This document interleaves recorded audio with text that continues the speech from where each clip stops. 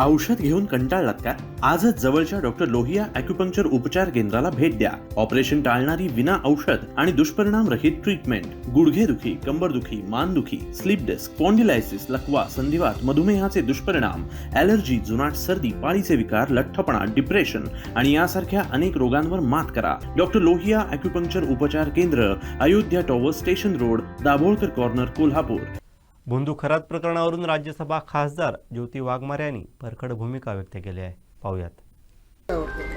खरं तर एका बाजूला आपण महाराष्ट्राला छत्रपती शिवरायांचा, फुले शाहू आंबेडकरांचा वारसा सांगतोय. आपण या महाराष्ट्राला जिजाऊ, सावित्री, रमाई, अहिल्यादेवींचा वारसा सांगतोय. परंतु अलीकडच्या काळामधली जी प्रकरणं बाहेर येत आहेत त्यातही विशेष करून महिला अत्याचारांच्या बातम्या ह्या मनाला अत्यंत व्यथित करणाऱ्या आहेत. म्हणजे भोंदूबाबा खरातनी ज्या पद्धतीनं महिलांच्यावरती अत्याचार केले, ज्या पद्धतीनं महिलांच्या म्हणजे अडचणीमध्ये सापडलेल्या महिला जेव्हा त्याच्याकडे मार्ग काढण्यासाठी आल्या त्यावेळेला कधी ओशनो जल देऊन किंवा कधी भीती दाखवून, कधी रिमोटवरचा नाग दाखवून ज्या पद्धतीनं महिलांच्यावरती त्यांनी अत्याचार केलेत, ही प्रकरणं अत्यंत चीड आणणारी आहेत. त्यामुळे महिला सुरक्षित राहिला पाहिजेत, महिलांचा सन्मान राहिला पाहिजे. कारण छत्रपती शिवरायांनी सांगितलं होतं की महिलांचा सन्मान हाच स्वराज्याचा सन्मान.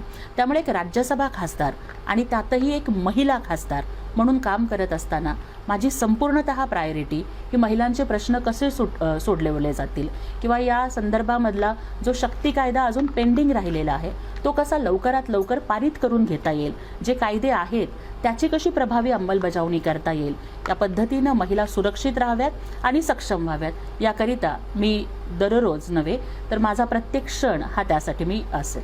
सुषमाताई नवीन खुलासे करत आहेत. खरात प्रकरणामध्ये असेल, चाकणकरांवर खूप खुलासे करतात. त्यावर हे बघा, मला या ठिकाणी एक वाटतं की ज्या वेळेला अत्याचाराची प्रकरणं होत आहेत त्यावेळेला त्या नराधमांना शिक्षा झालीच पाहिजे. मला या ठिकाणी संत तुकारामांचं एक वचन आठवतं की तुका म्हणे ऐशा नरा मोजोनी माराव्या पैजारा. म्हणजे अशा भोंदूबाबांचा समाचार हा घेतला गेलाच पाहिजे.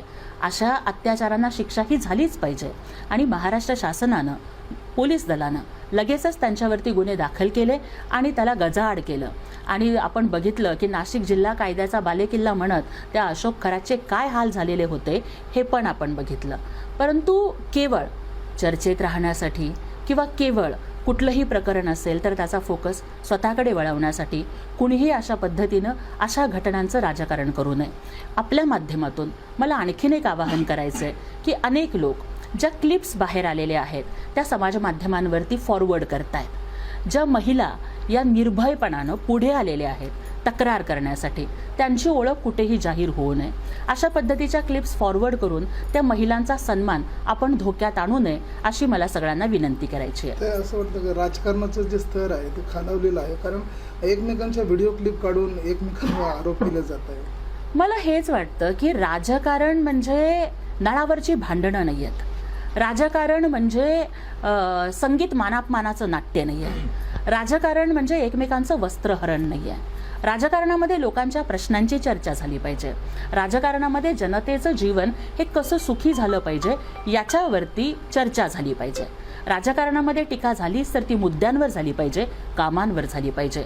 परंतु अलीकडच्या काळात मात्र कोण कोणाच्या बेडरूममध्ये काय करतो, कोण कोणाच्या वैयक्तिक आयुष्यात काय करतो, अशाच गोष्टींच्या वरती त्या माणसाचं कॅरेक्टर असॅसिनेशन कसं करेल जाईल याच्यावरती जास्त फोकस आहे. त्यामुळे मला खरं तर विनंती करायची आहे सगळ्यांना की बघा, अशाच पद्धतीचं जर वातावरण राहिलं तर महिला असतील, सर्वसामान्य असतील, यांना राजकारणाची भीती वाटू लागेल. त्यामुळे आता कुठंतरी थोडं थांबूयात.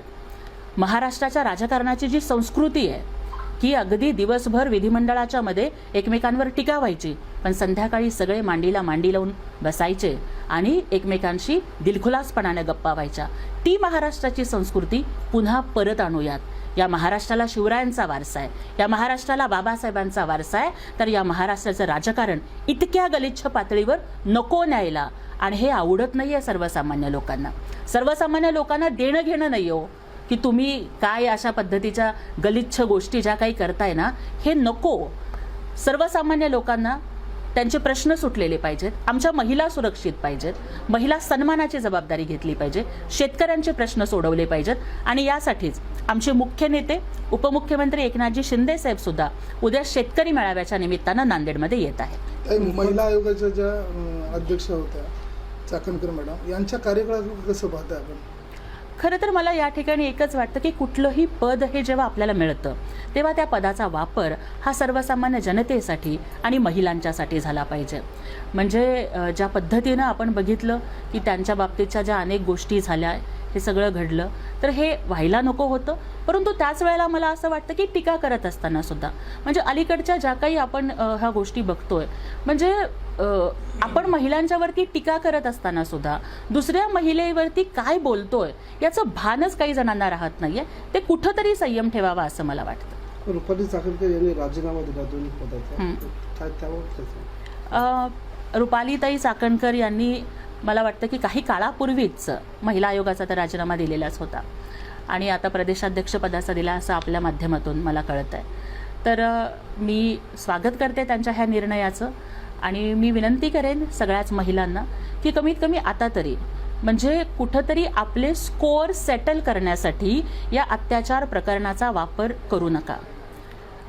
कुणीतरी कुणावरती उठतं, कुणीतरी कुणावरती टीका करतं आणि कुणाचा तरी राजकीय बळी घेण्यासाठी असे प्रकार होता कामा नयेत. तर उलट ज्या पीडित महिला आहेत, जे व्हिडिओ क्लिप्स नाही, मला थोडासा माझा मुद्दा पूर्ण करू द्या, की ज्या पीडित महिला आहेत, की ज्या खरातनी त्या महिलांच्यावरती अत्याचार केलेले आहेत, ज्या महिलांनी धाडस करून जे समाज काय म्हणेल, कुटुंब काय म्हणेल याला न घाबरता ज्या महिला पुढे येऊन लढतायत या प्रकरणाच्या विरोधामध्ये, आपण त्यांना मनोधैर्य देण्यासाठी या सगळ्या महिला नेत्यांनी पुढे यावं. म्हणजे माझी विनंती आहे, त्या सगळ्या महिला नेत्या रोज प्रेस कॉन्फरन्सेस घेत आहेत, रोज काही ना काहीतरी बोलत आहेत. मला त्यांना विनंती करायची आहे की ज्या पीडित महिला आहेत त्यांच्या पाठीशी उभं राहूयात, त्यांना न्याय कसा मिळेल याच्यासाठी आपले प्रयत्न आणि आपली ताकद आपण पणाला लावूयात. हे व्हिडिओ क्लिप्स येत आहेत ते पोलीस प्रशासनाकडूनच बाहेर येत आहेत कसे? बघा ते कसे बाहेर येत आहेत किंवा काय याच्या संदर्भात आता तरी माझ्याकडे काहीच माहिती नाही आहे.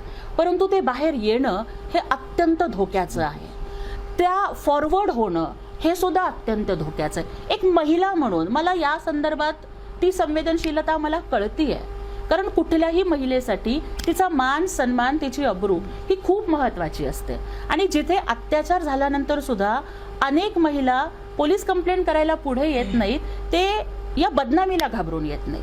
मग जर एक समाज म्हणून मला आपल्या सगळ्यांच्या माध्यमातून कळकळीचं आवाहन माझ्या महाराष्ट्रातल्या सगळ्या भावा बहिणींना करायचंय की त्या क्लिप्स कुठून आणि कशा येत आहेत याच्या संदर्भात आम्ही प्रशासनाला विनंती करू.